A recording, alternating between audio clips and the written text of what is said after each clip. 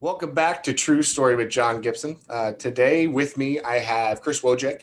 Chris is a writer, BJJ brown belt, IBJJF world champion, and a good friend of mine. Chris, thank you so much for joining me this morning. Yeah, I'm very excited to be here. Virtually. Yeah, virtually here. Yeah, as best as we can be. Yeah. To that end, it's such a good segue. I'm a huge fan of your writing, like a huge fan of your writing. Last night, I couldn't sleep, which isn't like a huge anomaly for me. But I read your most recent piece about a COVID and coming back, kind of adjusting from that. So to the end of virtually, I understand that a little bit more. But dude, you're so inspiring. Your writing is so inspiring. Writing about mental toughness. Your piece about what was it? 5 signs to follow your dream literally encapsulates my life right now, as I, at 37, have a full-time job, career, and then pursue every passion I can and every free second I can. With that, and this is, I know, a loaded question, but with that, man, can you tell me a little bit about kind of the genesis of your writing? What inspired you, and then ultimately, what inspired you to actually make the action and say, I'm gonna go and do this. I'm gonna put myself out here as I grow and learn, because I'm a fan, man, and I just want to learn all about this. Thanks, dude. I appreciate it. So I've always liked writing. It's always been my favorite form. It was in school, the only 2 things I really liked were gym and writing. So that was kind of, it was the only thing that was tolerable for me. And then, but I was never a great writer, but I was okay. Of all the school subjects in school, that was the one I was most natural at. Okay. And so I studied journalism in school. I never really wanted to be a print journalist, but I liked the multimedia aspect of it. So that was something that interested me. And then when COVID hit in March, and jiu-jitsu shut down and I had all this extra time all of a sudden, I was like, well, I'm going to write a book. And I just started writing. I wrote the rough draft of a novel in 3 months, and it wasn't very good, but I had a ton of fun. And I was like, okay, let's see what else I can do. So then that led me to start reading blogs and Medium on the internet, and all of a sudden I was like, well, hey, I could do it. If these people could do this, I can do this. Yeah. So I just kind of jumped in and really like it. I have a lot of fun, and it's been going well too. So I like it. It's very inspiring for me and very fulfilling when people like you, or even this morning I woke up and I had a message from a dude in the Czech Republic who read my story and was like, dude, I love this. This was great. And I'm like, who are you, guy from the? It's awesome. It's really cool. I appreciate it. So that's kind of the origin of it, but it's not some grand story. But it was no, it's great. I feel like you leaned into a natural interest and strength, and it's really cool. It must be, I imagine anyway, really fulfilling to have outreach from someone in the Czech Republic for something other than maybe jiu-jitsu, to be recognized for your writing too. It's because you've had that passion from way back. Yeah. And I think I always kind of had that hesitation to do anything that wasn't jiu-jitsu. I know, especially when I first started, because for me, jiu-jitsu was the first thing I was really good at. Yeah. So that's interesting you say that, though, because didn't you wrestle growing up? I wrestled, but I was not a high level wrestler. I was a solid Illinois wrestler. I gotcha. Okay. Good fundamentals. Yeah. Good fundamentals. I had a good fireman's carry. But I never made it to state. I was, I made it to sectional my senior year. Yeah, so I was solid. Sure. But comparing myself to I had a teammate who took second at state my senior year, and I'm like, oh, I'm not nearly as good as this guy. Yeah. Those phenoms, right? Yeah. Well, and let's speak to that a little bit. And I promised myself I would self-limit with the BJJ questions with you, because I don't want to lose everybody here. But let's speak to that a little bit, because I guess early inspiration, what led you to BJJ? And then ultimately, if we could just talk through the journey to what led, you're a world champion. And I understand. Anyway, so let me learn a lot more about that, I guess. Yeah, and I think that it correlates with the writing. I love I that. think I'm reading Miyamoto Musashi right now, and Mm-hmm. he talks about the way of the sword and the way of the pen, and it's basically the same thing. But in jiu-jitsu, I wrestled and I finished wrestling, and I went to a gym. Like, I knew this guy. So like technically my junior year of high school, I did one jiu-jitsu private Wow. with this guy. It was like it was 30 minutes striking, 30 minutes jiu-jitsu. Okay. And we did 30. It was, the great crowd. It was like, wow, this cardio is great. And then we did jiu-jitsu, and I got tapped out like 15 times, and I was like, damn, I'm really bad at this. And then we, I went back to wrestling, never saw this guy again for a year. Mm-hmm. Then wrestling finished in February, and I was like, well, I need to do something else now. Otherwise, I'm going to get really fat, because I like to eat, and I'm not working out every day anymore. So I literally just went to the gym that I went to just for class this time. And I never really stopped. I didn't start training hard for about a year. Okay. But I was in the gym like as a senior in high school. So now, was this gi or no gi? This was a gi class. Okay, so you did start in the gi, transitioning from a wrestler. Wow. Okay. Yes. As but a high school, I didn't. Okay. I did not like the gi for a long time. Okay, sure, I understand. But then I remember ultimately being very upset. Oh yeah. Well, it's so well, it can be very limiting, and you can just be so exposed in so many ways, I feel like. Yeah. And when you're the unknown is just exponentially larger than no gi, I feel like. Yeah. Originally when I started, I wanted to do MMA. That was like the original goal. Like, I remember, so I walked into the gym, and there was this dude training who was a kickboxer, and the instructor was like, yeah, this is Chris. He used to wrestle, blah, blah, blah, blah. And the instructor's like, oh, so we're going to see you in the UFC one day. And I didn't know he was joking. So I was like, yeah, I'm going to the UFC. I love it. And awesome. I haven't fought MMA, but yeah, that made me like want to train hard. It inspired all of us. Yeah, of course. Yeah. Yeah. And especially like then I started watching the UFC, and I was like, there were so many guys in the UFC who they're like, this guy just wrestled in high school. Right. And I was like, well, I just wrestled. Like, right. It didn't feel out of reach. Yeah. Yeah. Especially like at 2021 or at that age too. It's like, I could do that. Yeah, 17. Oh yeah, 17 for sure. You're like, yeah, you're so malleable as a human. Like, you may have never broken a bone. Like you're just so strong, Yeah. Well, I think that we tell kids like in high school, we're like, oh, once your athletic career in high school is done, you're done. Unless you go play like college sports. That is like, that's not true. I agree.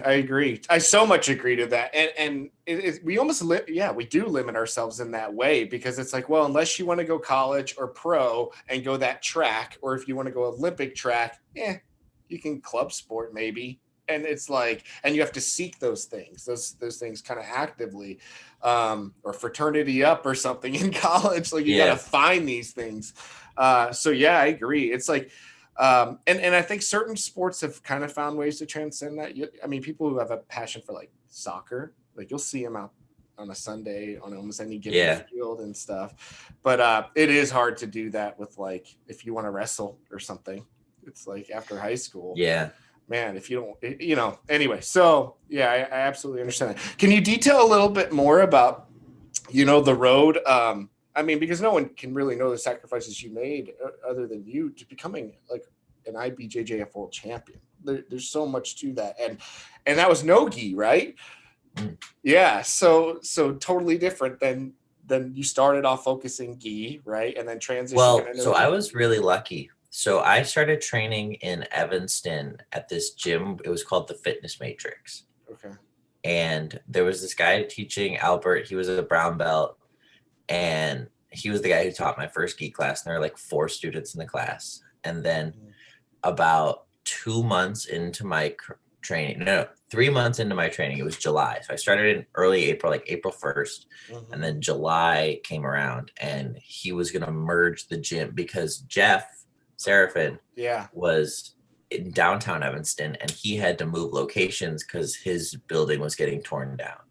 So he merged with Albert and they made this huge gym, this gym in the fitness matrix that became Seraphin Brazilian Jiu-Jitsu. So I was away at, because I went to school in Oregon for a year. And so I was at my orientation in Oregon and I came back and all of a sudden it was like the gym was huge and there was like, Jeff was the first black belt I ever saw. And I was like, wow, there's a black belt. And, Jeff was also a pro MMA fighter. And the man. Yes, It's Kimores. Yeah. He's been doing jiu-jitsu for about as long as I've been alive, which is just crazy to me. And he's not that much older than me. He's like 36. Yeah, I feel like he's my age. I'm 37. Yeah, it's insane. Yeah. But so I started training with Jeff, and then I went to Oregon, and I trained in the jiu-jitsu club, which was like just a bunch of kids, and we had like blue belt instructors, and we're just kind of messing around. And then I did that for a semester. And then I went back to Oregon because I did Oregon for a year. So then I trained for a year there and I competed like my first couple tournaments like Naga and they had some local tournaments there that I did. And I was training at this small gym and I ended up getting my blue belt at the end of the year, which I wasn't really a blue belt. Like I had like 5 months of formal training, because I had been bouncing around so much, but I've been doing jiu-jitsu for about a year. So I had like 5 months of like training with an instructor every day. Right. Because a lot of time in the club was just messing around, like me being a good wrestler and showing takedowns and stuff like that. Sure. So then I came home for summer vacation at home and I trained with Jeff over the summer. And that was like when I really got into jiu-jitsu. That was when I like got into jiu-jitsu. And I wanted to be good at competing in jiu-jitsu. Did he directly kind of inspire that? Or is that what ignited your personal love for it? I think so.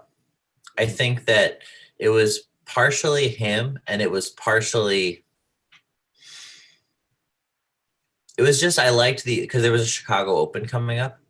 And so I like the way he kind of hyped up the Chicago Open in a way that made me really excited about it. Sure. And I trained my butt off for the whole summer. Cool. Like every day, twice a day. I was training a lot back then. And then Oregon didn't work out. That's a whole long story in itself, but I ended up going to Nogi Worlds at the end of my next semester in Oregon. And I went back for the fall and I took third at Nogi Worlds on my first Nogi World. I barely knew the rules. It's amazing. But it was like that's amazing. That was what hooked me for sure. Like I was like, I had to. Yeah. I took third and I don't know the rules. I can be good at this. Yeah, your potential. Yeah, amazing. So after that, it was pretty much all in. So then I moved home after, and I started I went to community college for a semester, and then I trained at Jeff's pretty much full time. Then I transferred to Loyola, and I was training at Jeff's, and then jiu-jitsu is a long story, but there was also there was a knee surgery in there at some point. There was I trained at Jay's for a while. There was a while where I was going to Jay's and Jeff's, and it was like they were super nice. They were super understanding of this like great guys, crazy 21-year-old kid who just wants to train at every gym. And then I did all the major tournaments like Pans Worlds, Nogi Worlds, and Nogi Worlds. I was always on the podium, and then for some reason, 2019, it just all came together, and I had a very good tournament, and that was how I won. And that was like the culmination of a very long year. I think I did 55 matches that year. Yeah, like that. I'm glad you spoke to that because you were so active, and I became and I'll insert myself very briefly in this. So I was just finding jiu-jitsu at that time. And, so with that, I started to gain awareness of just who I was fortunate. Like it sounds like I'm kissing up, but who I was fortunate enough to be in the room with. I was a white belt, and all of a sudden I'd say, okay, well, all right, that guy's got cauliflower ears, a wrestler like me probably, or this. I'm just trying to learn everybody, and they go, okay, he's a competitor, and I started following you, and it was like every other week you had super fight, and match, and I'm like, oh my god, this kid is a beast. And you're always very friendly and approachable. You would coach sometimes, do a class at Jay Valco's at my home gym at that time. As you spoke to, you would go back and forth. And anyway, so with that, I had a upcoming tap cancer out event, and I got heel hooked bad. And with that, I just like the night before my match had watched one of your matches, and it was like you got in a leg entanglement for like maybe 90 seconds, which is a long time, and maybe 120 seconds. I like dare someone to hold their breath that long, right? And you were just there, and it was just spaghetti legs, you and this other guy. Just, it's unbelievable. And I thought to myself, oh, that was terrifying. Hope that doesn't happen to me. And I went to bed, and the next day I got heel hooked. So anyway, the shortest version of the story is afterwards I reached out and I said, hey man, like I kind of probably don't know you, but do you do privates? Because I want to learn some leg defense. I don't want that to ever happen to me again. And we started meeting early in the mornings because, again, that the best accommodate kind of my schedule. And you're just an awesome instructor and a great guy. But with that, tell me a little bit about your style, man. I feel like I hate to say this, but it's like very improvisational maybe to me. I'm sure you're out there with a purpose and you have a game that you're definitely playing. But tell me a little bit about like what's your objective in a match? Are you someone that's going out there like to have fun? Are you implementing a game to win, like a strategic IBJJF guy? Are you a super fight guy to have fun? And entertain? Like what's the expression of your jiu-jitsu? Well, I really focus, like, especially like throughout, because I've had probably a couple hundred jiu-jitsu matches. I've had more than a few hundred wrestling matches. So I've had like a lot of competition experience in my life. Mm-hmm. So with that comes quite a bit of burnout. So I think for me, the best way to combat that burnout is to just make competing fun. Okay. So I try to always have, I always try to do something fun. Mm-hmm. But at the same time too, like I'm very, and that doesn't mean all my matches are exciting. I've definitely lost from being scored, from stalling and closed guard, just getting stuck. But I try to always just make sure I'm having fun. That's the most important thing, is if I'm having fun, then I'm going to keep doing it, and then I'm going to get better. But I'm also like, I study the rules and I try to, follow like, sometimes too much, but I try to, focus on whatever the rule set for that specific event is that I'm doing. Because I think that, I'm not like a crazy sub guy for the most part. I also like scrambling. I think just too, because of my wrestling background, I really like creating scrambles and especially no-gi. I think that's why it's so exciting to me, because those moments, and I guess thank you for saying that. You helped me find the word I was looking for, because I said improvisation. I'm like, I don't like, I didn't like that. But it is your scrambling style. That's exactly what it is, because you can get this frenetic pace and then you can slow down. But in that scramble, it's like, whoa, what's about to happen? And that's exciting to me. Like, that's super exciting. Then someone may be playing some lockdown to this, and it's just which is very awesome too. I can't do it, but to me that scrambling style just is very well exciting. I think that like the best grapplers have both, for sure.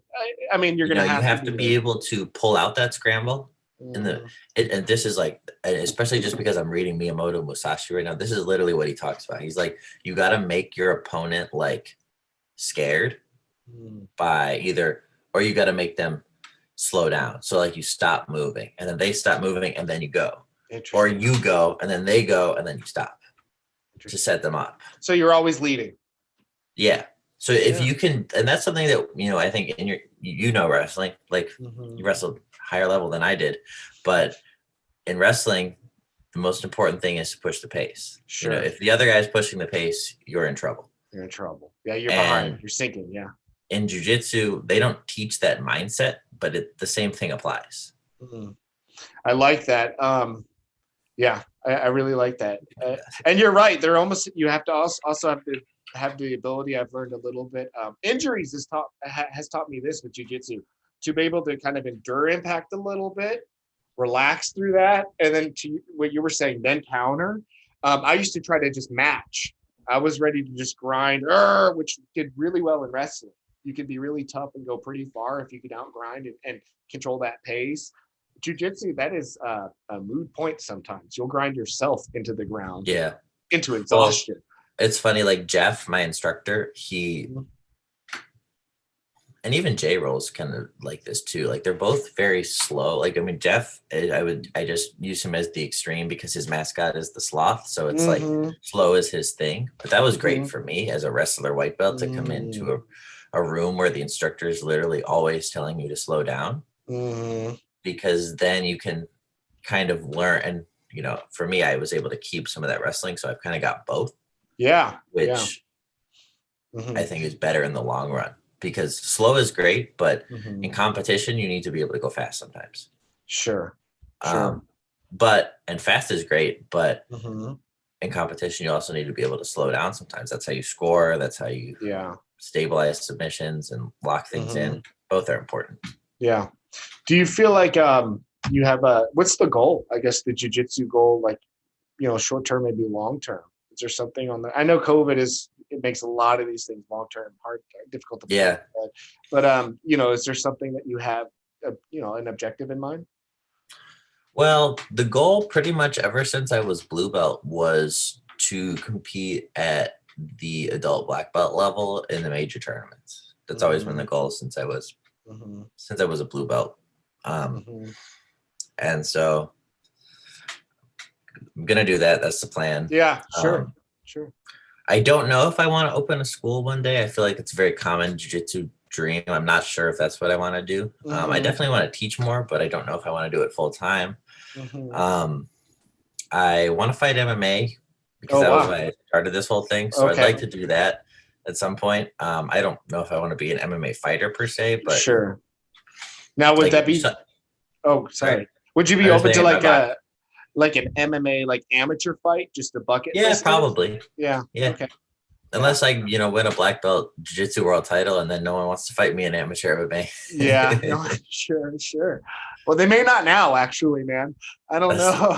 You know, no, I'm sure you could get one. That would be so exciting, and I would be front row, like 100%. I would be there supporting that. That'd be so cool. I had the dream too. I literally went to one boxing, not even a class. It was a private, and the instructor. He probably gave me the best gift ever. He jabbed me and he hit me in the nose. And it was kind of a jerk move. Like, it was not like what he should have done. I was trusting him and kind of giving him my body. But I learned immediately how much I hated being punched in the face when my tears welled in my eyes. And I was like, it's not for me. And I never did it again. I was like, it literally so quick. It was one of the most sobering moments. I was like, I'll never do that again.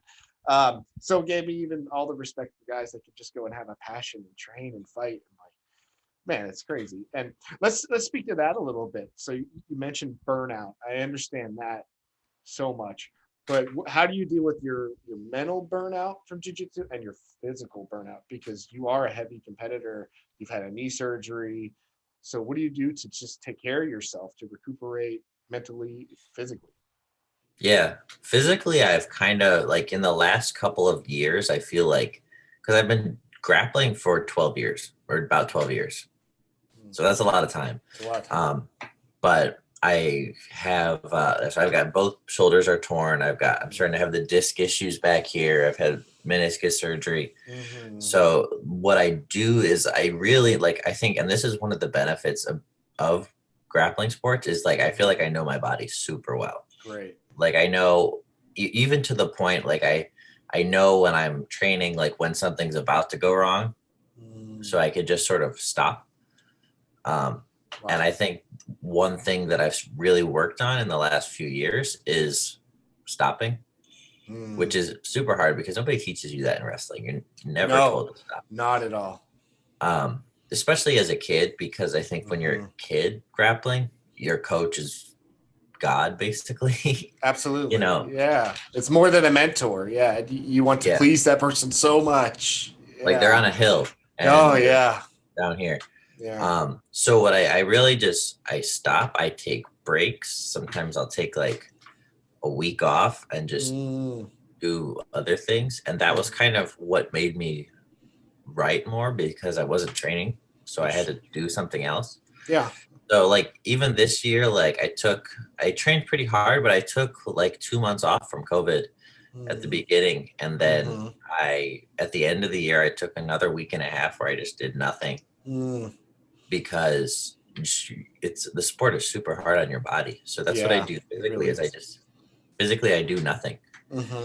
I also hot tub, sauna, if I can, that kind of stuff.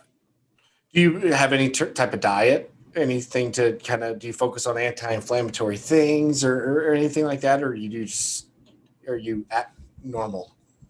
My day is pretty normal. It's not nothing crazy. I try to just eat healthy, like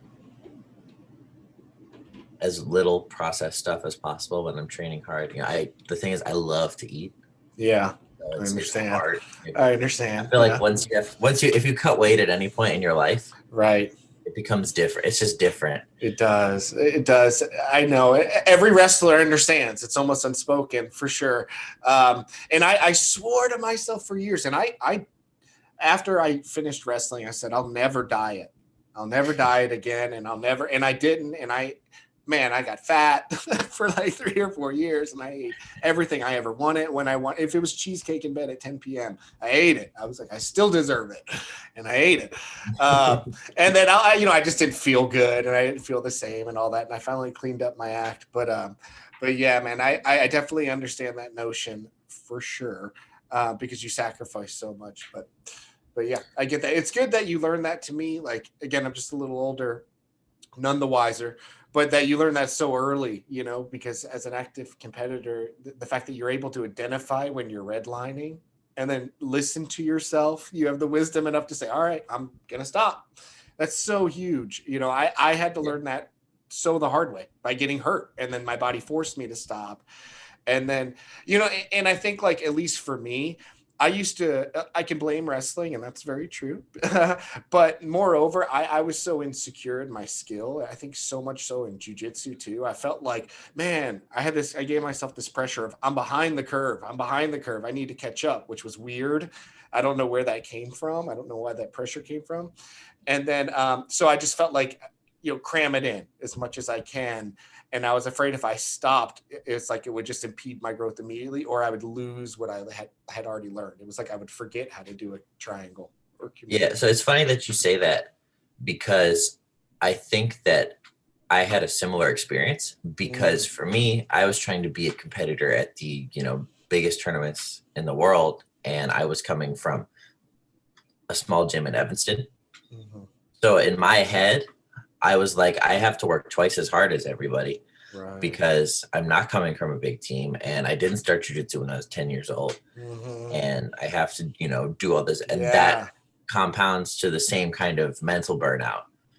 Because if you think that you're behind the curve, you're always going to be, because you're never going to catch up. You're never going to be like, oh, now I'm good enough. Like, that's not how it works.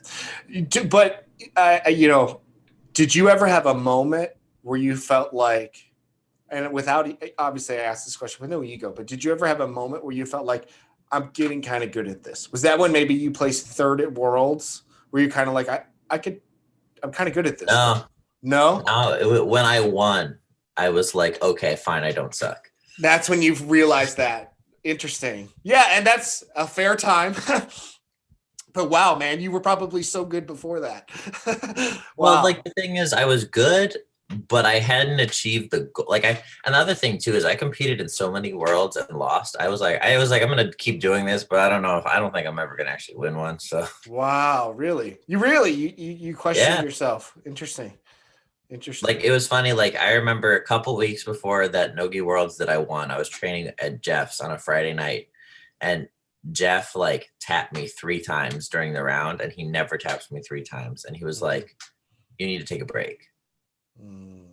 And I was like, thank God somebody said it who wasn't me. And then I took like, 3-4 days off.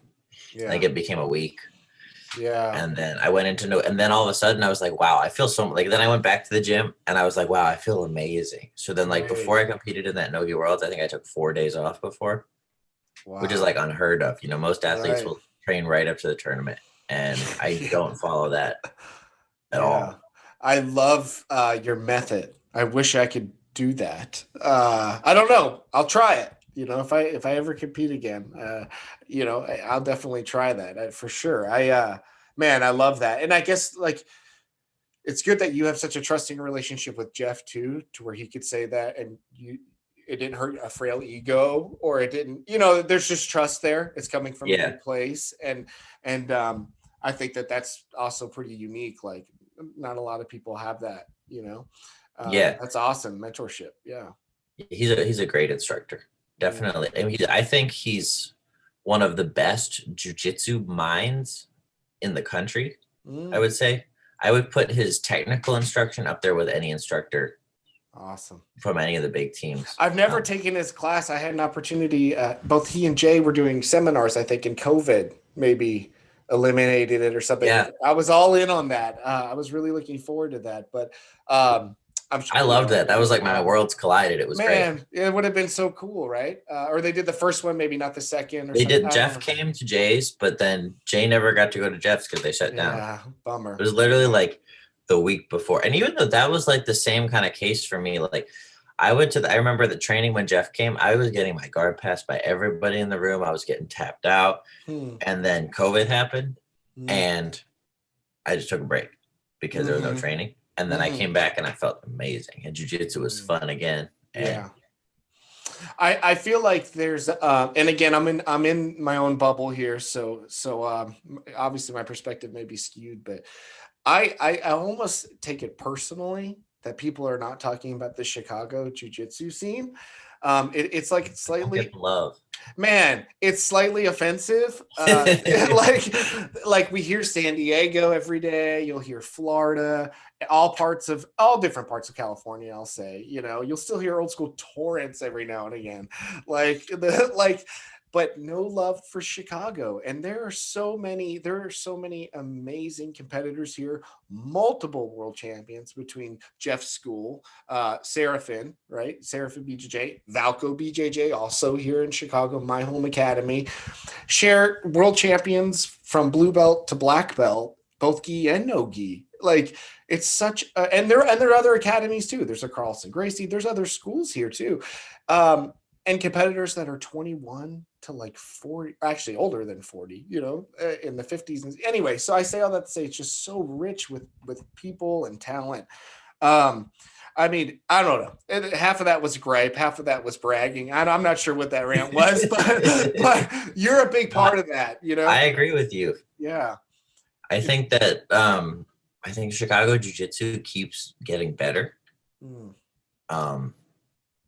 And I think that, we deserve some love. Yeah, I agree, man. Can you talk a little bit about maybe some of your training partners? I feel like you have a pretty exclusive clique there, but you are all you're all amazing. You're all awesome. You're all proficient. And it's like if Flow Grappling isn't paying enough attention, they really ought to be, because you're going to change the landscape in the next 2 years. Well, so because I've been training at the House of Dogs with Rohan Patel, blue belt world champ. Alexander Molinaro's there. He's won a world title, but I'm not sure at which belt. I think he was a blue belt black in Brazil. He is a black belt Nogi pan champ for sure. I know that was there for that. And then who else is there as a world champ?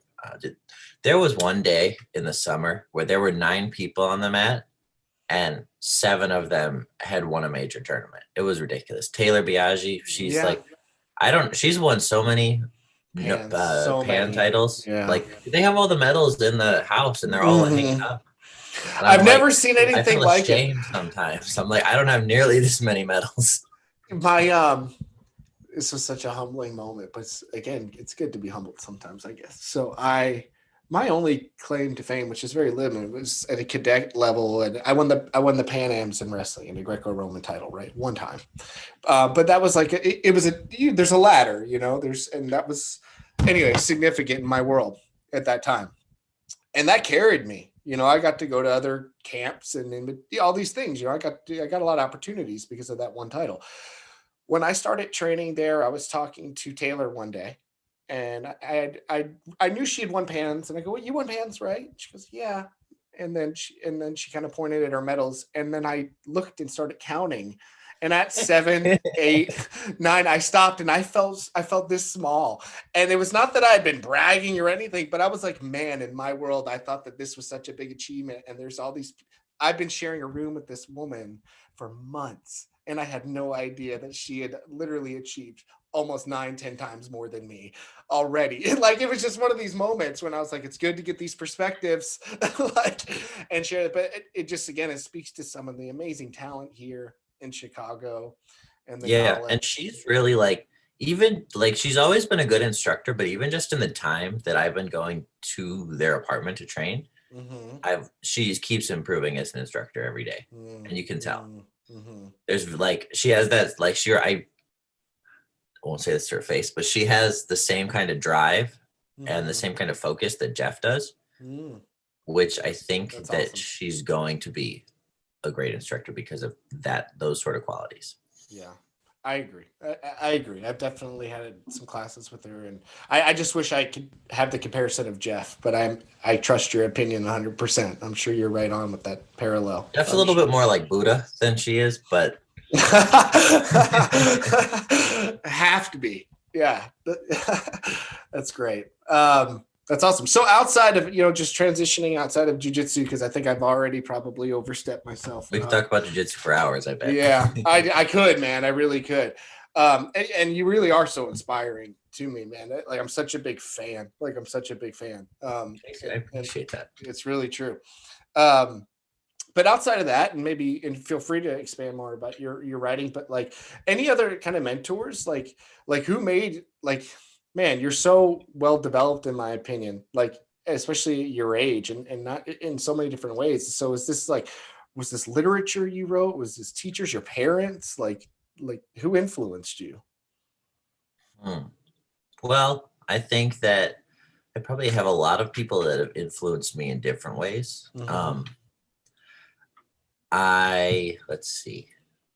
So I didn't really have great experiences with teachers because I have ADHD. So I'm not I'm pretty high functioning ADHD, but I struggle with things like focusing. I don't focus well for a long time, and I don't do well with authority. And teachers are authority, so that was a problem for me when I was a kid. Even when I was 3, I tried to fight my principal at preschool. And get you that MMA fight for sure. and it's a biological thing. My dad's the same way, my grandpa was the same way. It's just a thing. So I never really had a teacher that was inspiring for me. But at the same time, both my parents are teachers. And they were a little bit more patient than the real teachers. Sure. Because they had to be, because I was there. Yeah, sure. And then I think also too, my experiences with martial arts and jiu-jitsu have helped develop me as a writer. I've worked with therapists for ADHD that have really helped me just, develop self-awareness and stuff like that. Yeah. And emotional awareness. And then I think just my friends and just talking to people, and all my friends pretty much are older than me, in at least some way, Sure. Now at 23, I'm finally starting to get jiu-jitsu friends who are younger than me. There's some people I train with who are 22, 21. And I feel so much older than them. That's crazy. I've been hanging out with adults since I was 17. So it's different. Yeah. But I think that, that probably made me mature a little faster, I guess. I'm sure of it. Yeah. I mean, your influences are older, it's just going to happen. And that's your common circle. And for sure, jiu-jitsu, you're going to be the younger guy in the room if you're under 21. Absolutely. And, and this is the other thing, as a young person, you feel like I feel very unqualified to give advice to older people, Mm, because I'm like, I'm like right. half your age, but this is what Sure. I think. Yeah. But just be you though, man, because you're very, I learned from you, like candidly. And Yeah. I encourage people to read your work and man, five signs to following your dream. Like I, I like revisit that, man. Like so I encourage people to read it and take from that what they can. But So um, this is something that I learned yeah. is when I'm writing, the thing is like, because I'll have these like arguments in my head with myself. I'm like, okay, as a young person, I definitely don't know everything, Mm-hmm. but I think I do. Mm-hmm. So how can we figure this out? And it's Yeah. Sure. No, fair. Yeah. and so kind of what I do is I just write for my younger self, Mm. because my younger self didn't know things. Yeah, there you go. And then say 3 years from now, I'm going to be writing for myself now because of whatever It's a cool I'm missing that I exercise. don't know, you know? Yeah, that's super cool. I mean, you have a lot of life experience, and we all, and look, you learn so much about yourself through competition, and I believe that, I and agree. I think I learned. I think I even overestimate that because I definitely learned a lot through that, but I learned even more through playing jujitsu training about myself. Mm. The first time the first and only time, because I learned it was not cool. I tapped from side pressure. I learned something about myself. I was like, man, I'm a quitter. I was like, man, but it was just too much that day. Boop. But these are just things you learn about yourself and these micro battles that you give yourself. And I was speaking to someone else earlier this week, John Tate, another guest, and he's a Juilliard musician. And I begged him to come to jiu-jitsu. I was like, you got to come. And he started training at Taylor School with Rohan. And so I threw him to the fire immediately. And he was just speaking about his journey as a white belt. And he kind of found himself at a loss for words. And I said, like, if I may, let me say something real quick, man. Like, I have such respect for you because one, I've done it. I've been there. So I understand what it means to be a white belt just to a blue belt where I'm at. And two, but to walk into a room of like trained fighters and know you're the weakest one in the room and to come back a second time and a third time makes you so brave. Like, and to me, you have such respect, and that transcends your job, your race, your anything. I have such respect for my jiu-jitsu family, like, and my community is what I say. So I'm like, as a white belt, your perspective is so important. And I was like, now tell me everything. Like, because everyone's experience is different. So but I know why I love it and fell in love with it, but everyone had their own reasons. So Yeah. anyway, I just think that like all that's so important. And anyway, so we all have different life experiences and all, but and we have different backgrounds, but man, you have so much wisdom to share, especially from like through your writing, because I think you are very talented and good, but not just through competition, but jujitsu, all these life experiences you've given yourself, the things you take away from them, man. Express that in your writing. That's awesome, dude. And I'm older and I learned from you. So like Yeah. I I think appreciate keep that. keep sharing, for sure. Well, that's the other thing too, is like when I write for my younger self, and then I have people who, like, I wrote an essay about ADHD like a month ago, and I Mm-hmm. had my aunt reach out to me, and she was like, I never knew you had ADHD. Your uncle has ADHD. This Wow. is an amazing essay. And my aunt's a professor of anthropology at a university in North Carolina. And she was like, I want to set up a thing at school so teachers can help students with ADHD. And I was like, wow, this is Wow. amazing. Like, Yeah. that was not why I did this. I didn't. Man, the power of sharing though, right? Yeah. Like exactly. There's things that you never would have and not just opportunities, just things come into your life like your aunt. That's your family. You've known her your whole life. Yeah. And this is such a thing that's this is a part of you. You're ADHD. And I have a special needs son. I understand and I understand how like these behaviors exhibit, and it's just a part of him. And we educate ourselves through self-awareness and Mhm. his body, all these things you spoke to. I'm learning these things right now, and we work with him and his therapist and all this stuff. And anyway, I say all that to say like you just chose to share one day. And I started that about 2 years ago. And now maybe your aunt's going to be empowered and start a program and help families. Like the wave that can come from this stuff. It's so important. And I think too, like as men, we're told not to do that. Totally. Especially as men in combat sports, we're told not to do that. Yeah. And we're told that it's like a weakness. Yeah. But it's literally the opposite. Absolutely the opposite. And it's like, yeah, I don't know why. And man, I'm guilty of it. Like, I don't know why I ever, we all are. Yeah, idolize the stoic, the Fedor, the whatever. Like, that's cool now, but man, there's something so much more empowering about being vulnerable and owning that, and then saying, and in spite of that, I'm gonna go do it anyway, even though I'm scared or I'm afraid, or you know what's really motivating this other pain here, and because someone, man, I've had so many people. Yeah, I just share things with me just because I was brave enough to say it. And it brought me healing. I don't even know. Ultimately, It felt selfish because I was like, God, I'm not alone. Yeah, I say you do that a lot. And I think that it's a really good message for not just like younger men, but also other jiu-jitsu people. Yeah, I hope so. Because I think that we have this like culture of like, and I think also too, it's like as a philosophy nerd, I think it's a misinterpretation of stoicism that you should never have feelings. Interesting. Yeah. Like the stoic, like if you read meditation, like I'm going to go full nerd for a second. If you read Meditations by Marcus Aurelius, it's this emperor, like talking about how he's going to die and how scared he is, and like trying to resonate that within himself. And then, but he ends up deciding that he's going to feel these emotions and not let that make him, not let that dictate who he becomes. He's going to be a good person anyway, or even if he feels these negative emotions or this nihilism. Somewhere in the years and years and years of translation that got twisted into, okay, if you're a man, you have to be quiet, because we simplify things. Right. Sure.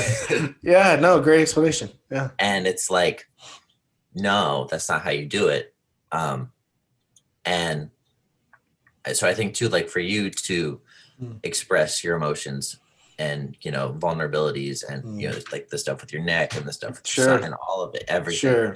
Sure. It's incredibly powerful, and it's incredibly important for men, or even just anybody, to have a role model to be like, okay, I'm not the only person doing this. And that starts by a few brave people just speaking up and sharing their stories. And I think that's how you really start to make lasting impact. I agree, man. I agree. Thank you for that. But I agree with you, and like a little goes such a long way, and the little, and I don't share everything, but I share a lot. I try to be more and more transparent the more I live, because it is just freeing ultimately.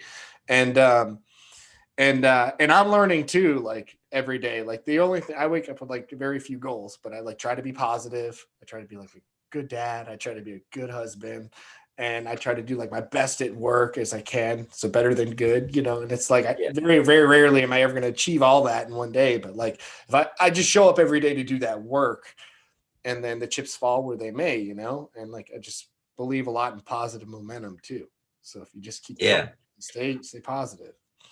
Yeah, it's like you kind of have to have like the same mindset that you have for like grappling competition, like the same sort of rigorous discipline, but you have to apply it to like the vulnerability of life. Absolutely. And you spoke to this earlier, but there's almost an acceptance. Like, I think you find an acceptance sometimes, like as you were interpreting that for me, or helping me understand, like he was feeling the fear of dying. He was feeling it, but it wasn't going to dictate how he acted. So there's almost an acceptance of these feelings. And I feel like by communicating your feelings and sharing your stories, you could just accept it. Like, and like by putting it out there, like I get hate too. I delete all the hateful comments almost immediately. I'm like, nope, no business for that. No time. Yeah. But the positive ones are very fueling. It's like very nice, and I'm like, hey, this wouldn't exist without that. And it's like, that's the kind of parallels I want to put in the universe, Yeah. Anyway, enough about me, man. How can people like reach out to you for everything, man, for your writing, for privates, for any kind of communication? You can message me on Facebook or Instagram. Okay. I'm also on Twitter. My Twitter is very entertaining. To check out I've my never Twitter. actually seen your Twitter.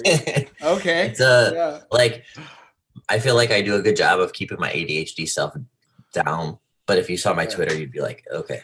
You know, the irony here is like your aunt, and again, I only see you in a limited jiu-jitsu bubble capacity, but I wouldn't have known you had ADHD because you're so focused or you're so good at technique at this point that you can probably do it brain dead, maybe.